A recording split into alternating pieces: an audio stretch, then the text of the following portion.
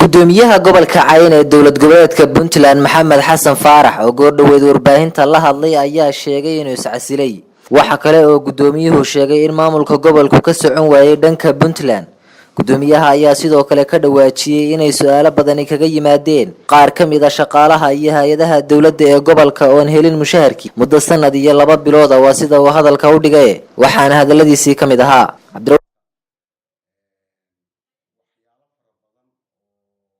wuxuu yahay shirkayga jaraa'ida qabanaya ka hadlo warbixin gobolka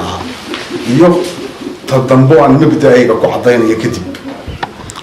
sida daraadeed gobolka haddaan ahay gudoomiyaha gobolka Cayn Maxamed Xasan Faarax waxaan cadeynayaa in dowladda Puntland aan uga wakiilahaa gobolka Cayn maadaama aan gobolka Cayn uga wakiilahaa waxaa lagu shaqo galaa hay'adaha amniga oo kale waxyaalaha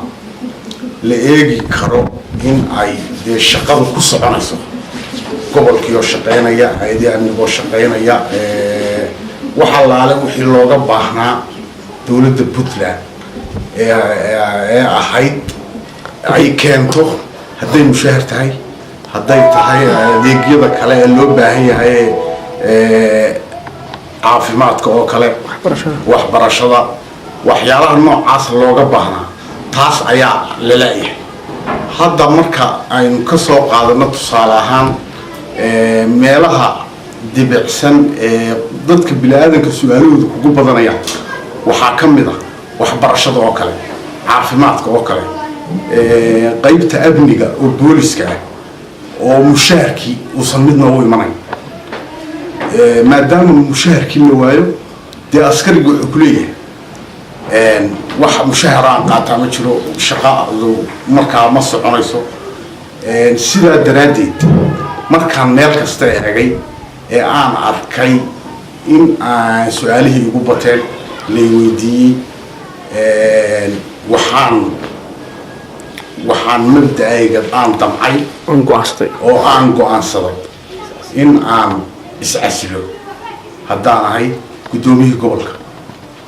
sidaa daraadeed waxaan idiin sheegayaa haddaan ahay gudoomiyihii gobolka inaan anigu iscasilay gudoomiye maxaa sababay inaad iscasisho aad leedahay xiriirka adiga madaxtooyada dowladda Puntland idiin dhexeeyay muxuu ahaa ma kala hadashay iscasiladaada ama cabashooyinkana aad sheegtay ka hor ma kala hadashay ka hor waan ka hadalay waxyaalo badan oo aan waxyaalahaasoo miidha baanu ka hadalay oo jawaabaheeda aanu heli weynay maadaama wixii soo baxayay ee gobolka dee hadda NGO-yo gaar ah baaba iska qaadanaya waan lagula socodsiinay wax kale oo dee adigu waxyaalo badan oo la diidi karo ayaad arkaysaa gobolkaada Puntland dowladda wakiil uga ahaa waxaan ognahay in NGO-yo saa sheegtay ama hay'ado ka howlgalaan gobolka yaa gacanta ku hay sidaad sheegtay lama socodsiyaad leedahay yaa loo soo wakiilanaya waxaa loo soo wakiilanayaa dad gaara ayo oo dee loo soo wakiishay baa jira marka oo aan adiga hoos manahayn oo aan aniga hoos imanayn laakiin dee xaasilkeeda aniga hoos imanayo oo marka sax iyo loo baahdaba dee aniga imanaya gudoomiye ugu dambeyntii haddaan su'aal ku weydiiyo waxaan ognahay dowladda Puntland adiga gudoomiyaha waxa gobolka inay hawlo ku jirto dagaal oo tuqraaq oo kale Soomaaliland ciidamada isku fadhiyaan marka meel oo kale kule dowladdu dhinacaas ka mashquulsan tahay tan kale arabana isla raacdo madaxweynaha ku-xigeenka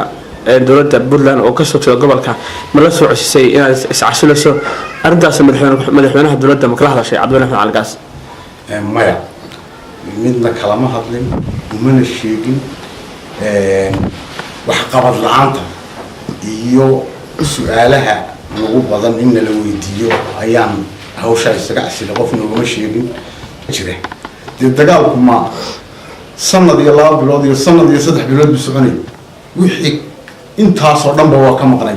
Faadan Cabdi telefishinka caalamiga ee Badda Cas Buuhoodle.